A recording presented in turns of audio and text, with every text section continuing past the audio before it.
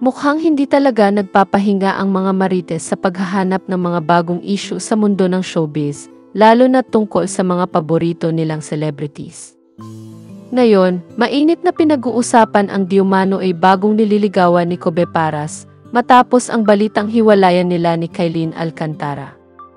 Hindi pa man lumilipas ang ilang linggo mula nang kumalat ang balita ng breakup, tila nahanap na agad ng mga netizens kung sino ang bagong babae sa buhay ng basketball player.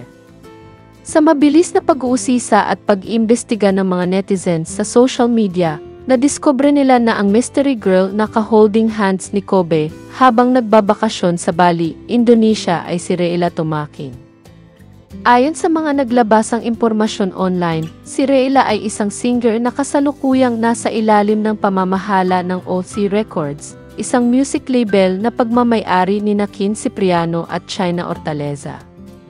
Dahil sa husay ng mga netizens sa pag-research, mabilis nilang nakuha ang ilang detalye tungkol kay Reyla mula sa kanyang mga kanta, social media accounts, hanggang sa mga nakaraang proyekto nito. Pero paano nga ba nasabi ng publiko na si Reyla ang itinuturong third party sa relasyon ni Kobe at Kylene?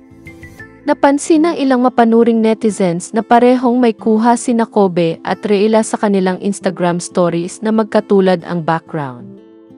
Ayon sa mga nakakita, kuha raw ito sa isang nirentahang house sa Bali. Maraming sumilip sa mga detalye ng litrato tulad ng disenyo ng bahay, mga kasangkapang makikita sa background, at pati ang ilaw ng paligid. Dahil dito, maraming umangkin na parehong lugar nga ang kinunan ng kanilang mga larawan. Gayunpaman, hindi pa rin tiyak ang lahat.